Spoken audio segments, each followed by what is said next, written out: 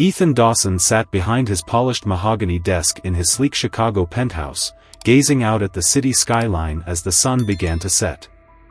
The warm, golden hues bathed the towering skyscrapers, reflecting off the windows in a way that made everything feel like it was in perfect harmony. He ran his hand through his perfectly styled hair, the same calm expression on his face that had become second nature over the years.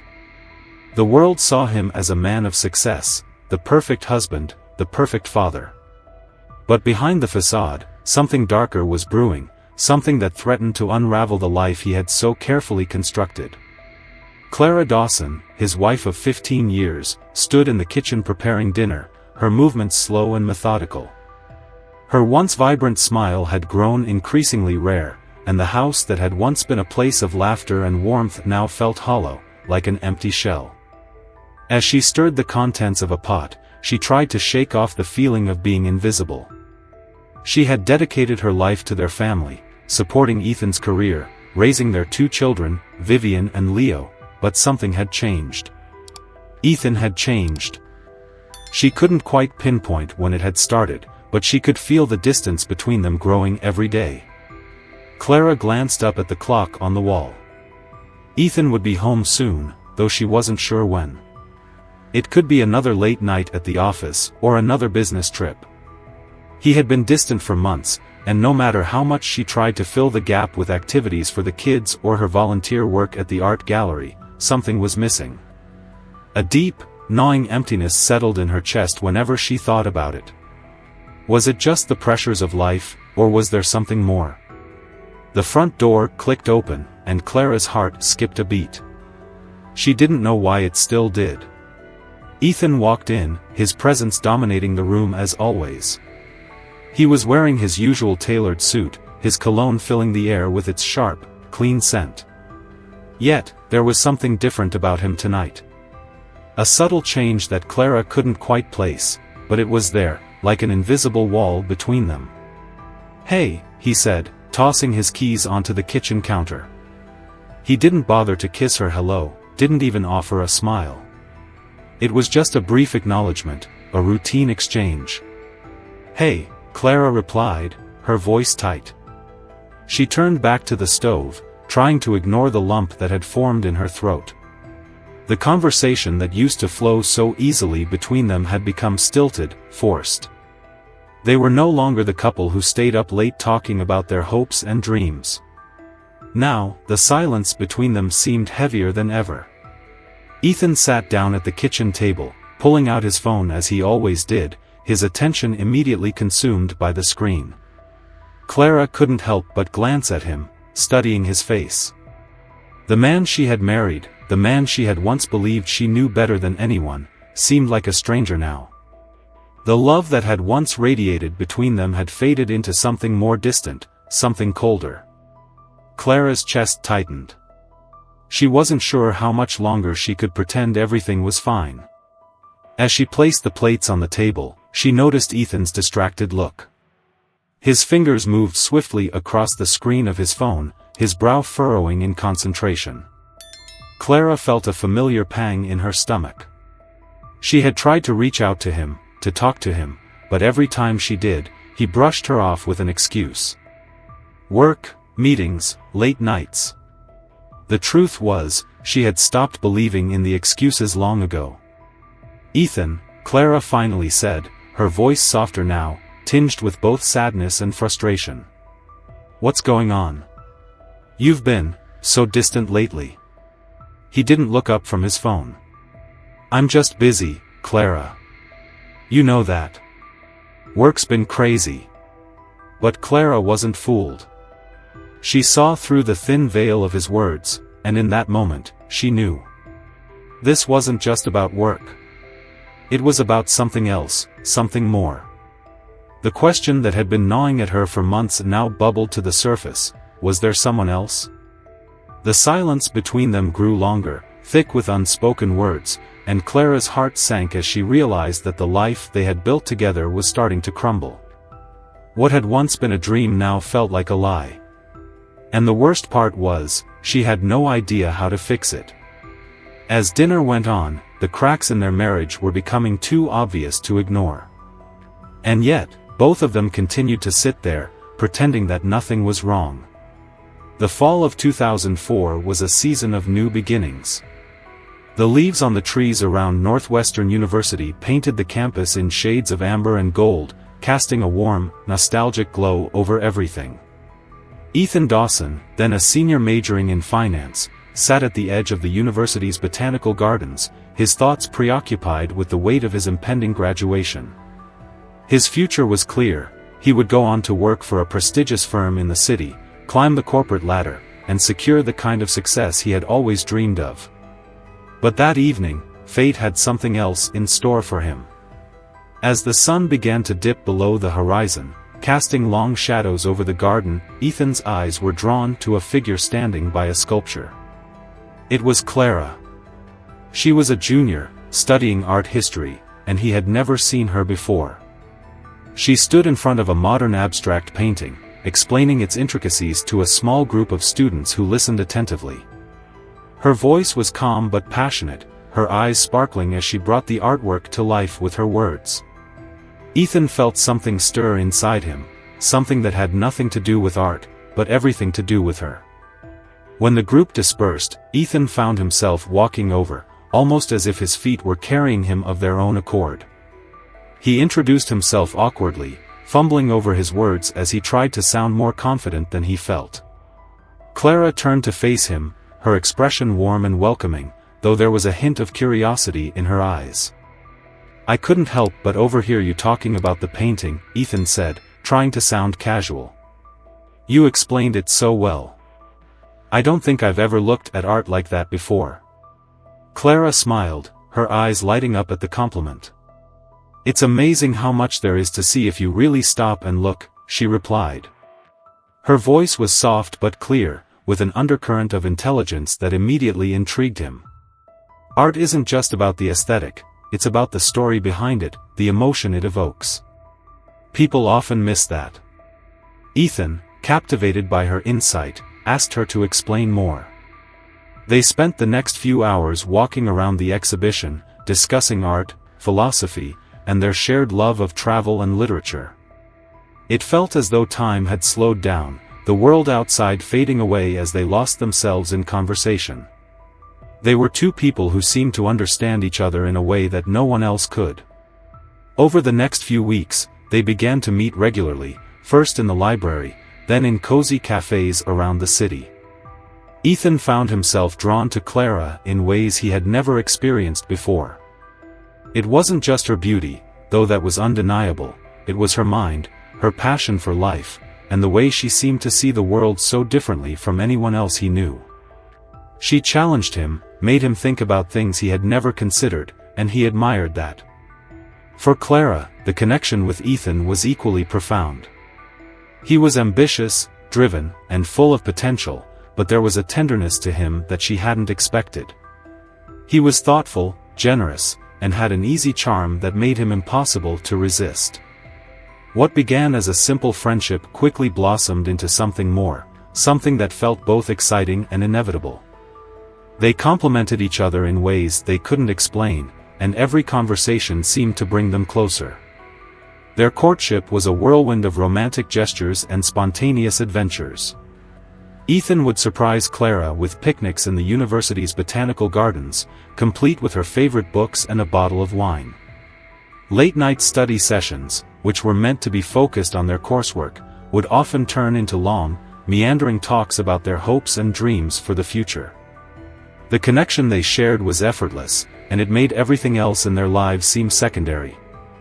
By the time they graduated, it felt as though nothing could tear them apart. Ethan landed a prestigious job at a top investment firm in the city, while Clara decided to pursue a master's degree in art curation. Despite their busy schedules, they remained incredibly supportive of each other. Ethan would take Clara out to celebratory dinners after she finished an important project, and Clara would attend his firm's events, proud to show off her successful, handsome boyfriend. They were, by all accounts, the perfect couple. The proposal came in the spring of 2008, during a trip to the Willis Tower.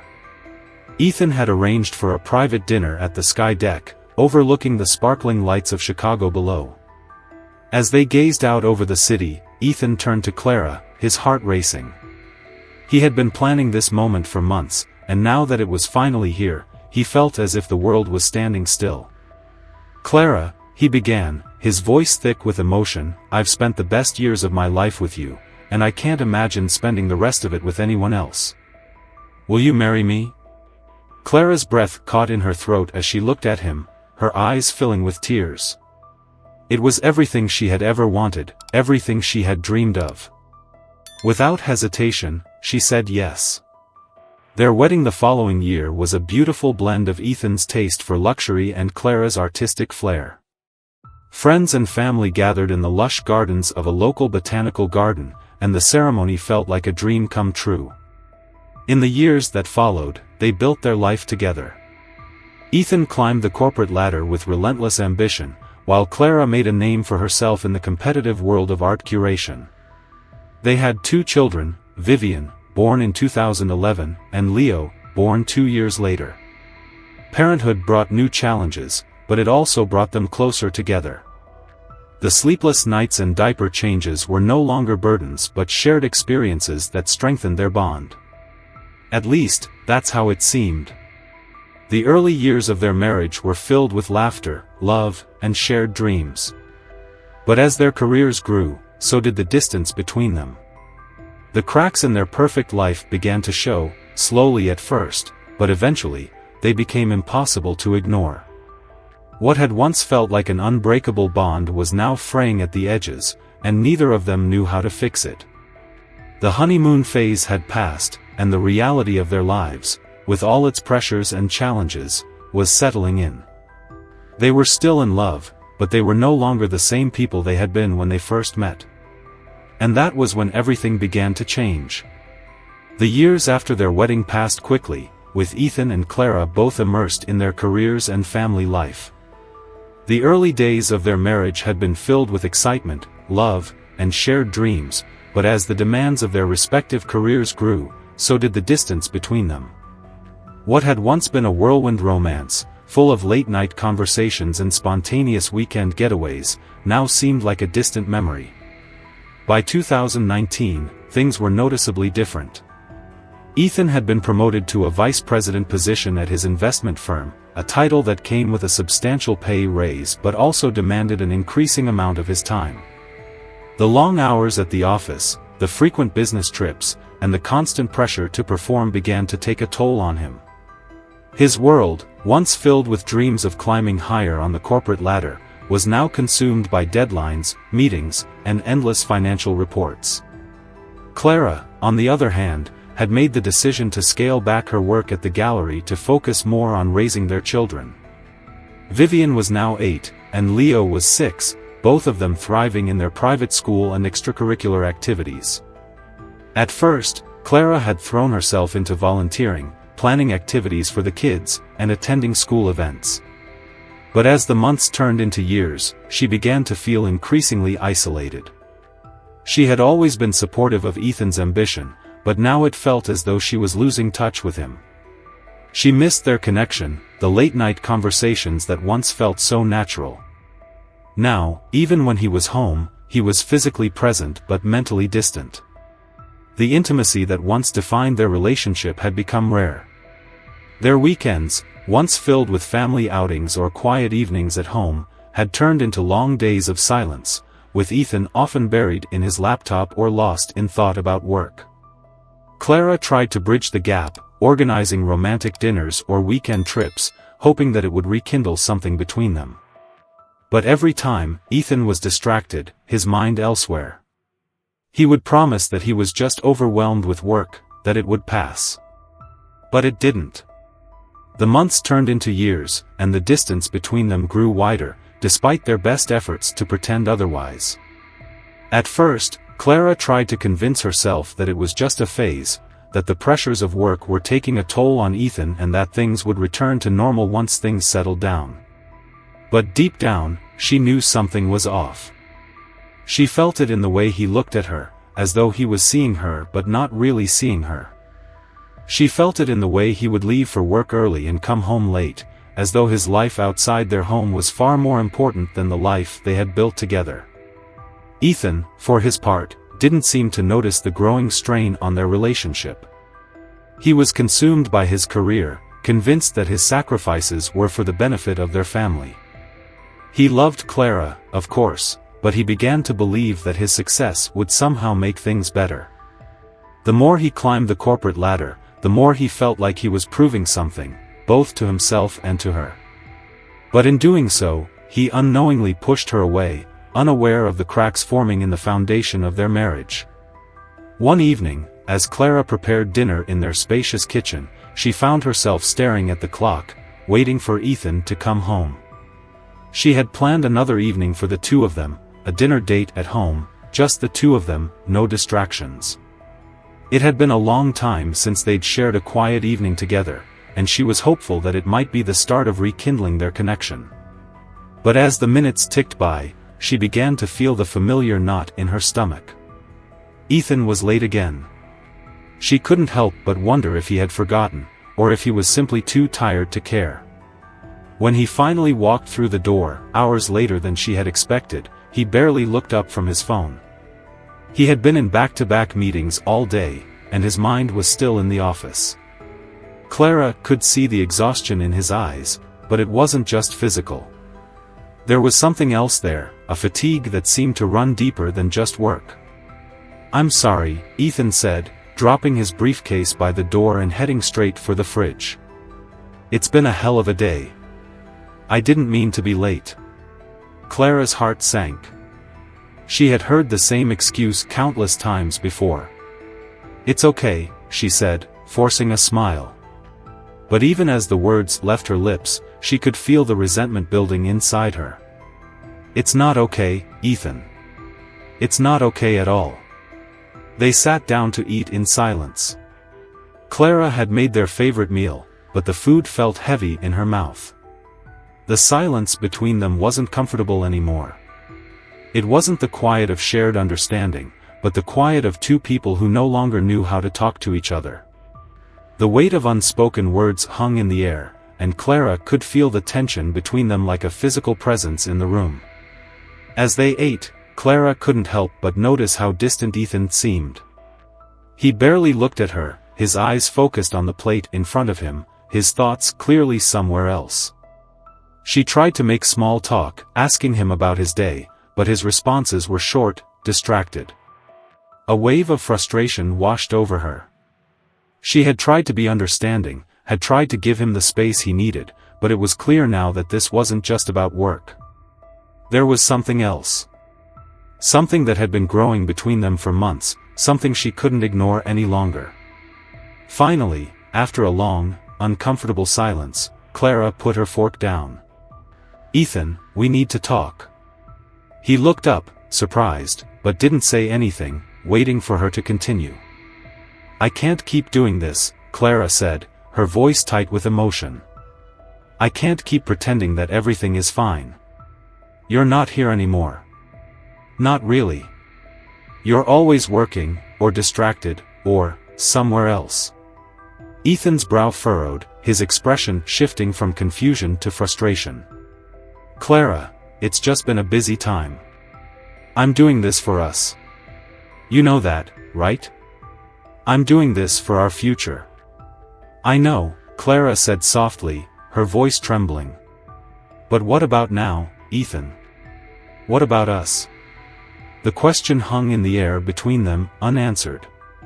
For the first time in a long while, Clara felt the weight of the truth. They were no longer the same people they had been when they started this journey together.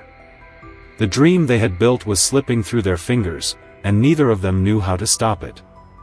And in that moment, Clara realized something that chilled her to the bone. She wasn't sure if they could ever go back to what they once had. The distance between them had become too wide, the silence too loud. Their perfect life was starting to crumble, and she wasn't sure how much longer she could hold on. The tension in the Dawson household had reached a boiling point. Clara lay awake that night, her mind racing, staring at the ceiling. She hadn't slept in days.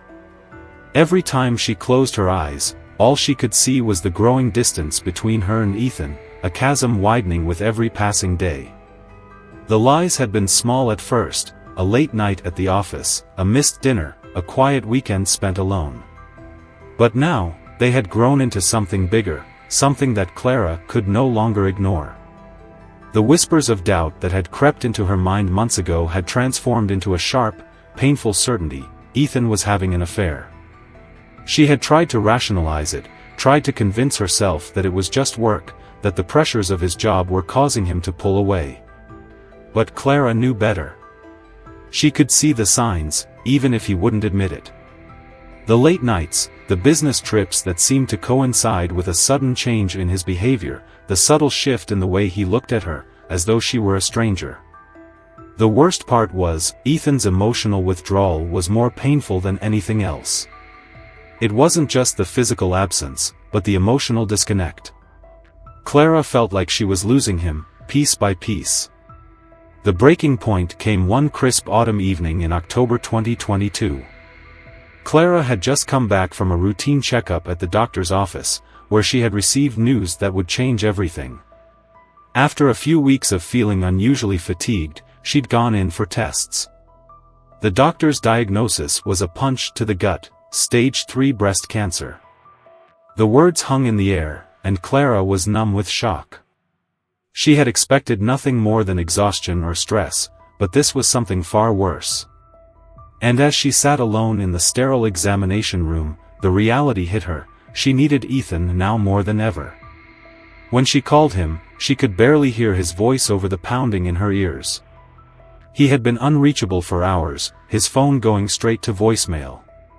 The frustration and fear bubbled up inside her, but she held it together. When she finally spoke to him that evening, she broke the news as gently as she could. "Ethan, the doctors, they found something. I have cancer." His reaction was not what she had hoped for. He sounded shocked, but there was something else there, something distant. He comforted her in his usual way, murmuring reassurances, but Clara could feel the detachment in his words. It was as though his mind was elsewhere, like his attention was already slipping away from her, even in this moment of crisis. She had expected him to come home, to hold her, to be the partner she had always known. But instead, he made excuses about work, about an urgent meeting, and promised to be home late. In the following days, as Clara prepared for chemotherapy, Ethan's behavior grew even more erratic. He attended doctor's appointments with her, but his presence was more like that of a stranger than a husband. When they did talk, his mind seemed to be a million miles away, his attention never fully on her. Clara had always relied on Ethan's strength, his calm demeanor, but now, in the face of her illness, she felt as though she was standing alone in the storm. She threw herself into research about her treatment options, connecting with support groups, trying to stay strong for their children. But every day, the weight of Ethan's absence pressed down on her. He was still physically there, but emotionally, he had already checked out. The more he distanced himself, the more Clara began to question everything: their marriage, his commitment, and most painfully, his love for her. Then, one evening, the truth came crashing down. It was during a charity gala at the Art Institute of Chicago.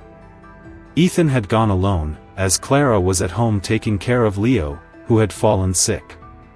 At the event, Ethan met Isabella Reed, a woman who had recently transferred to his company from a rival firm. Isabella was everything Clara wasn't: young, ambitious, and free from the burdens of family life. She was charming, confident, and had a way of drawing Ethan in. As the evening wore on, they were seated together for dinner, and the conversation flowed effortlessly, from business to personal anecdotes. Ethan found himself captivated by her wit, her energy, and the way she made him feel alive again, something he hadn't felt in years. As the evening ended, their business card exchange lingered a little too long. When their fingers brushed, something inside Ethan stirred. He told himself it was harmless, that it was nothing more than professional curiosity, but deep down, he knew it wasn't. The attraction was real, and as he drove home that night, his mind was racing. But even then, he still tried to deny it, telling himself that it was just a fleeting moment, a distraction. The truth was, though, it was already too late. Over the next few weeks, Ethan and Isabella's encounters became more frequent. What started as a simple coffee meeting soon turned into lunches, after-work drinks, and late-night phone calls. Ethan confided in Isabella about the pressures at home, about Clara's illness, the demands of work, and the strain it was putting on his marriage. Isabella listened, offering sympathy and understanding, and before long, their relationship crossed a line. A late-night strategy meeting at Isabella's apartment became the catalyst for their first kiss, a kiss that was both thrilling and devastating. Ethan had never intended to cross this line, but the moment it happened, he couldn't undo it. Guilt and exhilaration warred within him as he drove home that night, telling himself it was a one-time mistake, that he would end it immediately. But the days passed, and he found himself unable to stay away from Isabella. What had started as a momentary lapse had now spiraled into a full-blown affair. Ethan was trapped between the life he had built with Clara and the forbidden thrill of his affair with Isabella. The pressure of maintaining this double life weighed heavily on him, but he was too deep to back out now. Meanwhile, Clara, still oblivious to the betrayal, began to sense something was wrong. She couldn't put her finger on it, but the feeling of being neglected, of being left behind in the face of her illness, grew stronger each day. She tried to ignore it, focusing on her health and the children, but deep down, she knew that something wasn't right. The pain of Ethan's growing detachment, both emotional and physical, was starting to erode Clara's spirit. She could feel the fracture lines in their relationship widening, but it wasn't until later that she would uncover the full extent of his betrayal. And when she did, it would change everything. Clara Dawson had always considered herself a patient woman. She had weathered the early days of their marriage with grace, supporting Ethan through the long hours at work, the unspoken pressures of his career, and the strain of raising 2 children. But this was different. This was something she could not forgive. The betrayal had shaken her to the core, and the pain of Ethan's emotional abandonment during her battle with cancer felt like a wound that would never heal. For the first time in their marriage, Clara realized she couldn't just wait for things to get better. The man she had loved, the man she had trusted, was no longer the person she thought he was. Ethan's affair with Isabella was the final straw. The lies, the distance, the lack of care, it had all led to this moment. And as Clara sat alone in their large, cold home one evening, she knew something had to change. She could no longer be the passive victim in her own life. She would take control, and in doing so, she would make Ethan pay for the destruction he had caused. It was late one night, after Ethan had left for yet another business trip, one he claimed was critical for his firm, that Clara made the decision. She had long known that his absence was not just about work. She had seen the signs, the phone calls he took in private, the way he would disappear for hours on end with little explanation. But now, as she sat alone, reflecting on the years they had spent together, she realized that she had to fight back. She would not be left empty-handed, not with their children's future at stake. In the weeks that followed, Clara began to carefully, methodically, plan her next steps. She had always been intelligent, but now she tapped into a different part of herself, an icy resolve that had been buried deep beneath the surface. She had the power, after all. Ethan had always trusted her with their finances, with their joint assets. He had given her the power of attorney years ago for situations just like this one. And now, Clara was about to use that power to her advantage. The first step was to secure the financial future of her children, something she had neglected to consider in the past. Ethan had always been the primary earner, but Clara had a sharp mind for numbers. Over the years, she had become adept at managing their wealth, and now, she would do so with precision. She began by secretly liquidating their joint assets, real estate, investments, and their vacation home up in Michigan. Every step was calculated, every move made with care. Ethan would never suspect it until it was too late. Clara was careful, of course. She knew she had to tread lightly. She couldn't let Ethan catch on before it was too late. So, she maintained her usual routine, continuing with her chemotherapy treatments and managing the household as if nothing had changed. She kept up appearances for their children, maintaining a semblance of normalcy, even as she was secretly pulling the strings that would destroy the life Ethan had built. It wasn't just about money, though. Clara knew that if she was going to make Ethan feel the depth of his betrayal, she needed to strike at the very core of what he held dear, his career, his reputation. She started gathering evidence, documenting every affair, every lie. She knew that once she had enough, there would be no going back. She hired a private investigator who, with careful precision, began to dig into Ethan's personal life. He uncovered the truth about Ethan and Isabella, photos of their secret meetings, hotel receipts, and time-stamped video footage of them leaving his apartment together. It was more than Clara had expected, but it was exactly what she needed. As the days went by, Clara's resolve grew stronger. She was no longer the woman who had stood by Ethan's side for years, silently accepting his faults. She was a woman on a mission, one who had been wronged and was determined to right that wrong, no matter the cost.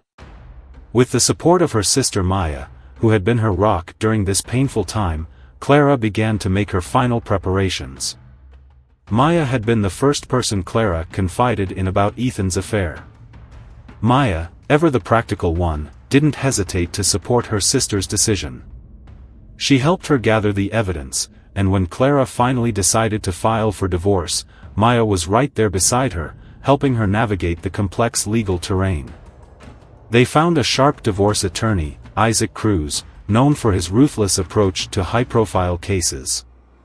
Clara had no intention of being taken advantage of, and she knew Isaac would ensure she got what she deserved. On the day Clara signed the divorce papers, she felt a strange sense of relief. The legal battle ahead would be grueling, but she was ready. Ethan's world, the one he had spent years building, was about to come crashing down. But there was more. Clara had decided that Ethan would not only lose his family and his wealth, he would lose his reputation as well. She would make sure of it. As the final preparations were made, Clara liquidated their joint assets with surgical precision. The house in Michigan was sold to a cash buyer, the art collection they had spent years collecting was quietly sold off, and their investments were liquidated into cash. Clara had made sure everything was above board, working with financial advisors to ensure there were no immediate red flags. No one could accuse her of wrongdoing. But the true devastation would come when Ethan realized what had been taken from him. The weeks leading up to the final confrontation were a blur of activity for Clara. Her health was deteriorating, but she pushed through, driven by the need for justice. She kept her emotions in check, channeling everything into her plan. And when Ethan returned from his trip, unsuspecting and still wrapped in the web of his own lies, he would have no idea what was waiting for him. The moment he walked through the door, Clara would be ready. She had never been more prepared for anything in her life. The letter was already written, the papers signed, and her new life was beginning to take shape. She had no intention of being a victim any longer. Ethan had made his choice, and now, she would make hers. In the final moments before the storm hit, Clara allowed herself one moment of peace. She would take back everything he had taken from her, everything he had stolen, not just from her, but from their children. And when the dust settled, Clara Dawson would stand victorious, not as a woman scorned, but as a woman who had reclaimed her power. The night Ethan Dawson returned from his business trip to Miami, he felt an odd sense of relief. The sun had set on the tropical paradise he had shared with Isabella, and as the plane descended toward Chicago, his mind was already drifting back to his life at home, to his wife, Clara. He'd been away for a week, enough time to recharge, to reconnect with Isabella, and to indulge in a life free from the demands of family. But now, as he pulled into the driveway of their spacious home in Chicago, he felt a gnawing sense of guilt, a distant echo of the life he had left behind. He had been with Clara for over 15 years, she had always been understanding, patient, but now, something was different. He could feel it. The house, usually filled with the sounds of their children's laughter, was unnervingly quiet. Ethan's footsteps echoed through the entryway as he dropped his suitcase at the door, his gaze flickering to the darkened living room. He called out, but no answer came. The emptiness in the air felt suffocating. Ethan's stomach tightened, the weight of the past few days pressing down on him. Where was Clara? What was going on? The silence was broken by the sight of a thick manila envelope lying on the kitchen counter, his name written in Clara's elegant handwriting. His heart skipped a beat as a wave of dread washed over him. The envelope looked official, serious. It was the kind of letter that no one ever wants to receive, and for a moment, Ethan hesitated. He knew, deep down, that whatever was inside would change everything. With trembling hands, he tore open the envelope. The contents were simple, stark, divorce papers. His pulse raced as he read the words on the page, his mind trying to piece together the enormity of what was happening. The document was clear: Clara had filed for divorce. But it was the letter accompanying the papers that sent a chill through his spine. The letter, written in Clara's familiar, measured script, was a calm recounting of everything Ethan had done. She had known about his affair with Isabella. She had known about the late nights, the constant excuses, the emotional distance. But what struck Ethan the hardest were the final words in the letter: "I've taken what I am entitled to, Ethan. Everything you took from me, I'm taking it back. I've protected our children's future, and now I will protect mine." Ethan's world tilted. His heart pounded in his chest as he sank into a chair, the weight of Clara's words crashing over him. The reality of the situation hit him with a force he hadn't anticipated. She had known. She had known for months, maybe longer, and yet, he had been so blind, so consumed with his own selfish desires, that he hadn't seen the storm coming. Clara had always been the calm one, the steady force that held their family together. She had supported him, loved him, even when he didn't deserve it. And now, in her quiet, calculated way, she had taken control of her life. She had taken everything he had taken for granted: his wealth, his career, his family, and with one swift move, she had leveled the playing field. The assets, the investments, the property in Michigan, all of it was gone. Liquidated. Converted into cash. He couldn't believe it. How had she done this? Ethan's mind reeled. He scrambled for his phone, dialing his lawyer's number in a panic, but the call went straight to voicemail. He tried his investment manager, then his accountant, then anyone who could give him answers. Each call was met with the same cold response. Access to their joint accounts had been restricted. The funds were gone. The vacation home was sold. He tried to log into their bank accounts, but access was denied. The world he had spent years building was unraveling, and he couldn't do anything to stop it. Panic set in. The reality of his double life, of his affair with Isabella, now seemed to have come crashing down all at once. He had been living in a fantasy for so long, fooling himself into thinking he could have it all. But now, he was facing the consequences of his actions. He had betrayed Clara. He had betrayed his family. And now, he was about to lose everything. Desperation gripped him as he raced through the house, hoping for some shred of normalcy, some sign that this was all just a bad dream. But there was no turning back. The evidence was clear. The photographs, the receipts, the documents, Clara had everything. He had underestimated her. And now, he was paying the price. Ethan sank into his leather office chair, his body heavy with the weight of his own guilt. He had no idea how it had all gone so wrong. He thought he could juggle both lives, his wife and children at home, and the excitement and freedom of his affair with Isabella. But in the end, he had lost both. His heart ached as he thought about the kids, Vivian, Leo, how his actions would affect them. He had failed them. He had failed Clara. Just then, his phone buzzed. A text message from Isabella popped up on the screen, her name flashing at him with an innocent question about the weekend. Ethan stared at the screen, his stomach twisting. How could he still want her? How could he still think of her when everything he had ever worked for was crumbling around him? Before he could respond, he heard footsteps outside his office. The door swung open, and there stood Maya, Clara's sister, her face set in a mask of cold fury. Maya was the one person who had always been there for Clara, and now, she was standing in front of him, knowing everything. "She's here," Maya said, her voice sharp, her eyes blazing.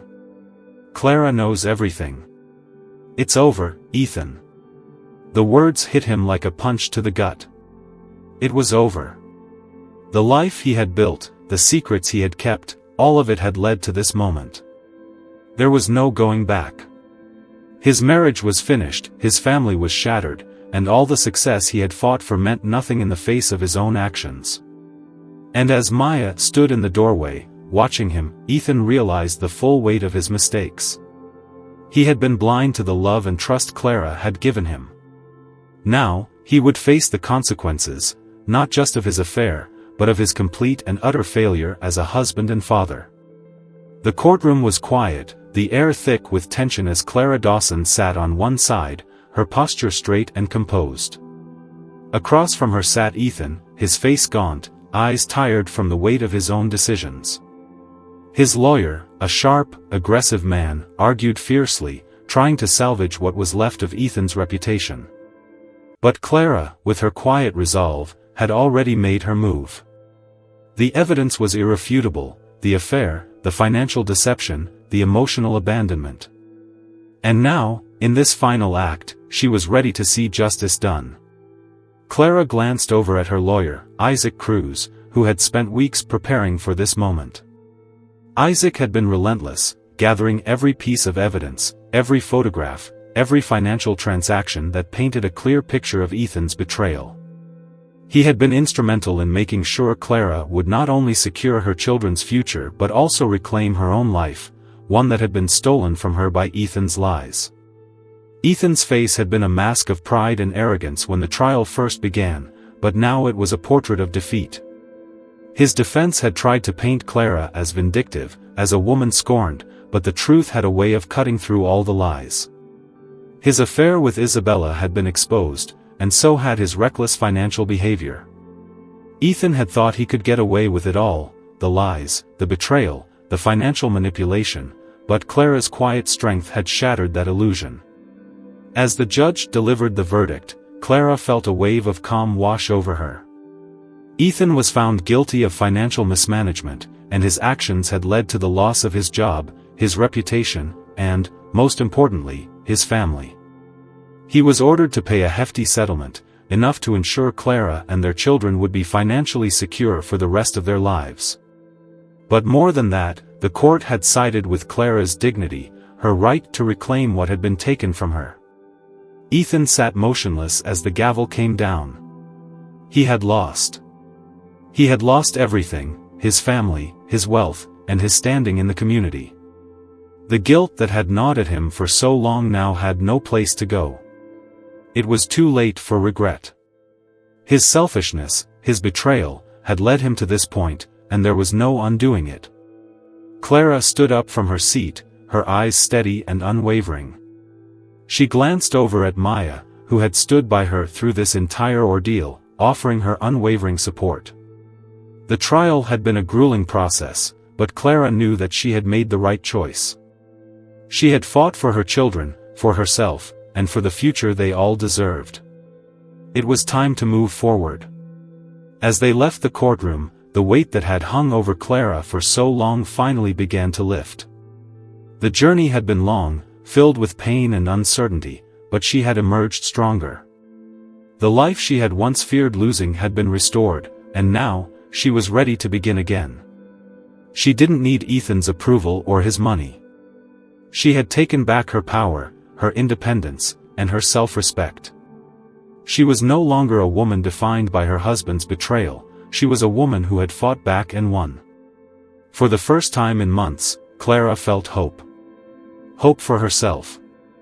Hope for her children. Hope for the future. She had been tested in ways she never imagined, but now, standing on the other side of it, she knew she was capable of anything. As she walked out into the bright sunlight of the courthouse, she took a deep breath, feeling the warmth of a new beginning. This was just the start of her next chapter, and she was ready to face whatever came next, on her own terms. What do you think about Clara's journey in this story? Do you believe she was justified in taking control of her life the way she did? How would you have handled the situation if you were in her shoes? Let us know your thoughts in the comments below, and don't forget to like, share, and subscribe for more compelling true crime stories like this one. Your feedback helps us bring more powerful stories to life. Thank you for being part of this community.